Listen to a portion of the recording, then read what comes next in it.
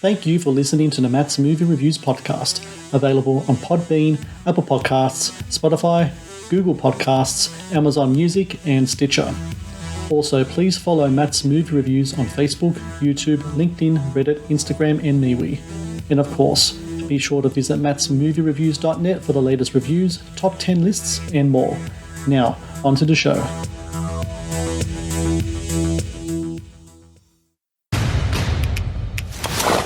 The guy just pulled up on a horse. Well, is he still on the horse? He just went inside the place. Problem solved. Do what you gotta do and call me when it's done. Look, I don't want to hurt you. If you could just pay Paulie the money that you owe him. Coffee? He's not staying. Yes, sir.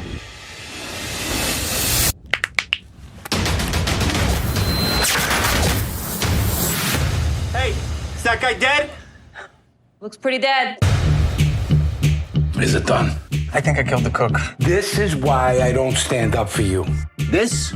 Not good, Dom. Tomorrow, first thing, I want you to go and see that degenerate cowboy and straighten this out. Yeah, I only agreed to kill that guy Walter because my kid's in jail. I need the money to get him a lawyer. Welcome to the jungle. We're in this together now. You owe Paulie Russo $100,000. You got a week to come up with the bread. I got a lot of friends, law and otherwise. You boys are gonna forgive my debt. You really want to take this road with me? You are welcome to find out, my friend. My son's detention hearing is in 3 days. I don't even have the lawyer yet. Who talks? Money talks. Yeah, right. Maybe we can help each other. My mom, she's rich. Get me out of here. Your dad's working on it. Oh, great. That's supposed to make me feel better. I want you to find Jackie, and I want you to bring him to me directly. Hey! I'm supposed to be scared of you now because you got a gun? You are nothing but an errand boy. I'll bust your hole right now. Okay, all right, let me see it. Come on. Whoa. Hold on. Can I put my clothes on first?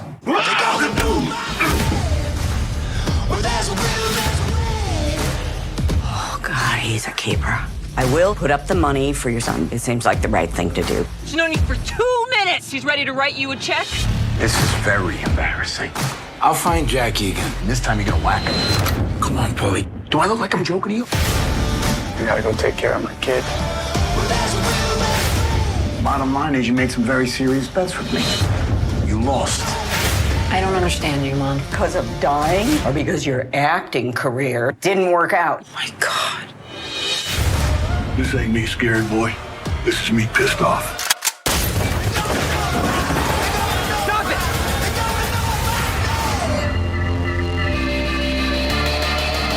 Do we have a lawyer? I'm sorry, Your Honor. I apologize. I'm new in town. Got a little lost.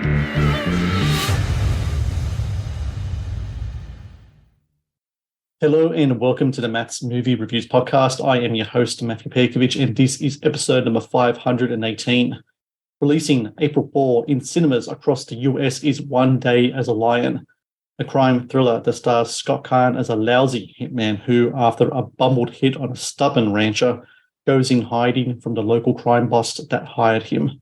Also starring J.K. Simmons, Frank Grillo, and Virginia Madsen, One Day as a Lion is the latest film from prolific director John Swab, who returns to the Matt's Movie Reviews podcast for the third time, and it's so good to have you here again, John. You know how much of a big fan I am of your movies. So great to talk to you about your latest one.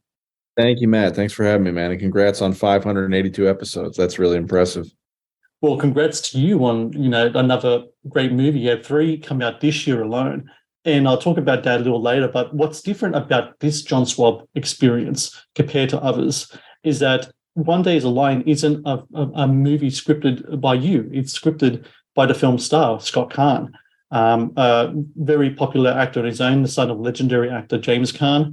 And it's really interesting because I know he's written lots of plays. Film writing, though, I don't think he's done before. I think this is his feature film debut as a film writer.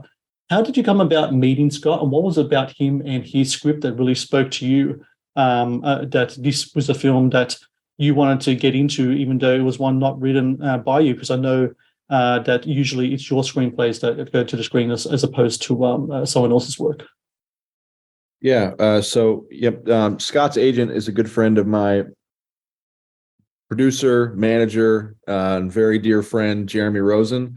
And Scott's agent reached out to him and, thinking Jeremy might be interested in producing the movie. I didn't really, it didn't involve me at that point. He just saw Jeremy as somebody who, gets movies made. And he sent the script to Jeremy. Jeremy read it. He enjoyed it. He then was introduced to Scott, and they talked about the movie. They got along. In that conversation or conversation after that, my name came up and as possibly directing it. And Scott watched Ida Red and really enjoyed it. And then from there, we were introduced and had quite a few conversations. And then we hit the ground running trying to make this thing. I was reading an interview with Scott, and he was talking about when growing up, he himself had like some trouble as a youth and spent some time in juvie, which is frame of some of the things that are happening in One Day as a Lion. But he's also talked about when he was growing up, it's kind of like growing up, one side of the family was cowboys, another side of the family was wise guys. And it's kind of like a really interesting kind of dynamic there. And an interesting clash of cultures is something that really happens in One Day as a Lion. That's something that was really kind of interesting to you as well, where it kind of seems like it was like the native Oklahomians versus kind of like the interloping kind of like East Coast kind of crowd kind of clashing together. Yeah, I mean, it's that story and dynamic is always ripe for a movie plot. I feel like whenever the outsiders come into the cowboy country or whatever. I mean, Scott's told me a lot about his past, and I feel a lot of these characters I think are based on people in his life, and I think we tried to just make it feel as authentic and lighthearted as possible. So. And what's great about these dynamics is get the cast and really cool actors portraying these roles. I mentioned before, you had J.K. Simmons and Frank Grillo. I love when watching movies when two kind of like commanding actors that can really command a screen kind of come together at the same time, and they share that screen at the same time. And both Simmons and Grillo have an energy about them, a masculinity about them, and they're very kind of intimidating on their own. Bring them together, it's kind of like almost like a fusion, and you can really feel the tension there. Filming those scenes with them two, and knowing that you're going to cast these two actors to participate in this film and be on screen at the same time. What's it like for you, not only as a filmmaker, but as a film fan? Because me, as a film fan and a watcher of these movies, I really kind of cherish those moments because I just love watching really good masculine kind of actors just kind of like coming together in the same screen and doing a really good material as well. Yeah, I mean, when I get to film scenes like that, it's kind of makes all the hard work and all the times that aren't so great, prepping and trying to make these movies, it makes them worth it, and in that first scene between JK and Frank, when they're kind of walking through his farm and having a conversation, I mean, I like that so much. I like that kind of clash, like you're talking about, of masculinity so much that we chose to just not even shoot coverage on it. We just shot a one take steady cam pull and just let that masculinity and brooding energy just kind of, boil, between the two of them. So yeah, I mean, those two guys are titans, they're absolute animals whenever they're on camera, and getting to watch them spar together is a real treat. The Matt's Movie Reviews podcast is brought to you by TeePublic. TeePublic is the world's largest marketplace for independent creators to sell their work on the highest quality merchandise. With over 1.2 million designs, TeePublic is sure to have something you love. The Matt's Movie Reviews podcast is brought to you by Amazon. The world's leading online store, Amazon is your first stop to buy a wide range of products at competitive prices with fast delivery times. Amazon is also a world-class entertainment hub that includes Prime Video, Audible, Twitch, Amazon Music, and more. Sign up with Amazon today and experience the best in online shopping and entertainment. Please support Matt's Movie Reviews on Patreon. Get access to exclusive content, request movie reviews and top 10 lists, and help support my work. Please click on the Patreon link in the description below. Something about the movie as well that really kind of spoke to me, and I think it kind of hit me more after reflection on the movies, and movies can do that sometimes, like you'll watch it and there's certain things and they kind of hit you afterwards, right? Is that Scott Caan's character, he's this man that's kind of like stuck in the middle between these two kind of like guys. His heart is in the right place. He's a guy who's coming from a good place. He's trying to save his kid from making a big mistake. He just constantly fumbles the ball all the time, to the point where it's comedic. Other times it can be kind of like this kind of like really desperate kind of situation, almost kind of like a fragility kind of exposing itself through like stress and anxiety, and how it kind of comes about like that. That kind of heart at the matter of his story, I think it's something that a lot of people might, on reflection, think to themselves, I know I've been watching a crime thriller, but to me, I think looking back on it, it's very much about a drama about a dad just doing best by his kid.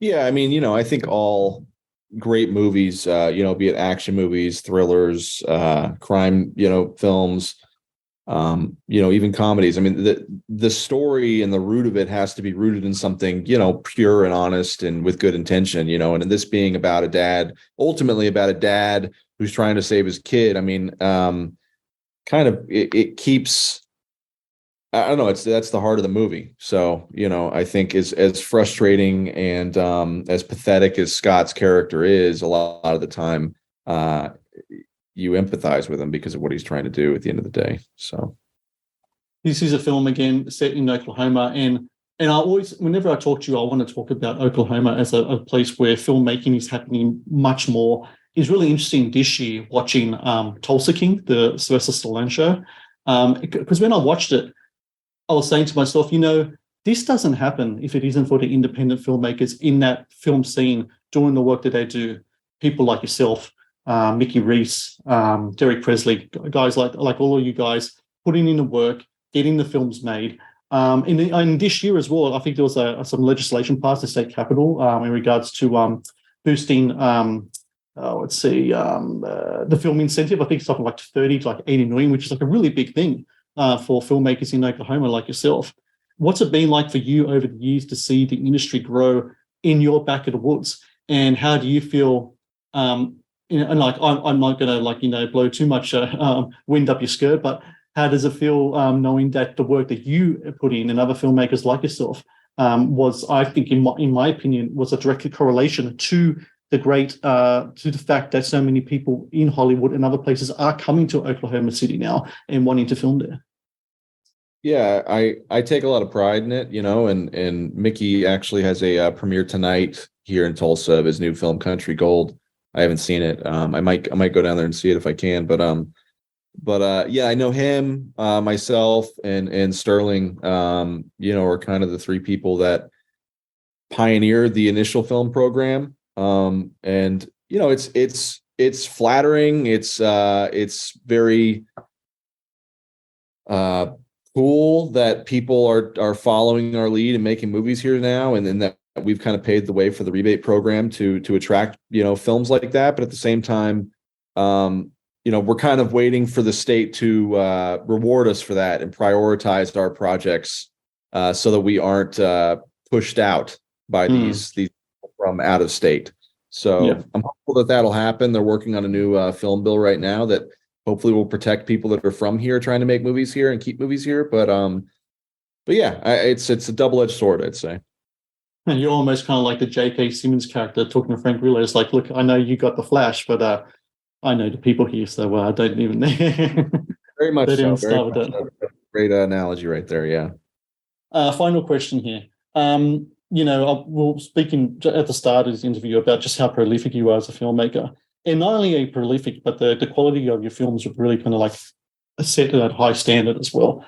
This year, you had Candyland, you had Little Dixie, and now you have One Day as a Lion. Yourself and your producing partner, Jeremy Rosen, who spoke about before, you guys are always creating, always filming, always writing. Where does that work ethic come from? Because when I look at filmmakers like yourself, when I look at actors like JK and like Frank Grillo, who work constantly and all that, to me, it's really inspiring, because I like to pride myself in my work ethic as well. Like, this is like my third podcast of this week. I've done reviews and interviews. And to me, I don't know if you know the film Heat, the Michael Mann film, there's a quote from the late great Tom Sizemore movie where it says the action is the juice. It's like that's what drives us. Is that what is happening with you and Jeremy as well? It's like the action is the juice, the work is what drives us, and from the work comes more work, and more work comes more satisfaction, et cetera, et cetera. Yeah, I mean that's very funny and poetic that you mentioned that quote, because Jeremy and I have quoted that to each other regarding our work ethic more times than I can count on this journey. The action is the juice. So yeah, I think, I don't know where that comes from. Probably something in childhood that happened to both of us independently that drives us to just not be satisfied and to keep trying to work and be better.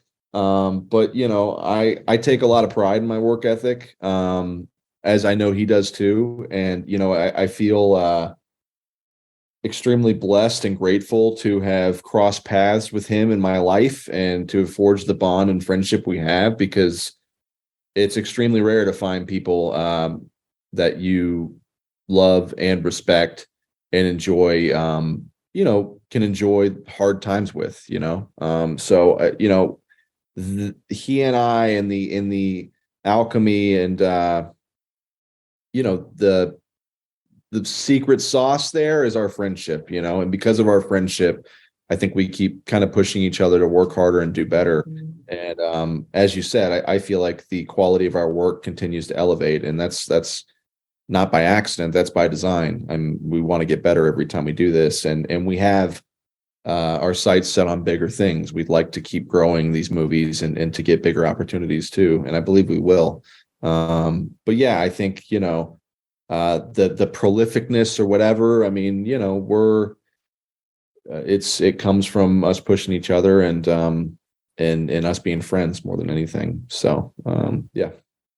Well, I hope you guys do keep it up, because as you know, I'm a John Swab guy. I always look forward to watching your movies, and I recommend to everyone out there, April 4 in cinemas, One Day as a Lion. I strongly urge everyone, go to the theater, buy a ticket. The more tickets you buy at the box office for independent filmmakers like John, the better films you're going to get, the better actors are going to get quality work, and it just works out for everyone, because I think it's really important that people go to the cinema and see these movies. And One Day as a Lion is definitely a movie you need to see at the cinema, because it's got everything. It's got heart, it's got action, it's got comedy, it's got great performances, and it's got great filmmaking. And John Swab, I thank you again for joining me on the podcast. Always a pleasure to talk to you.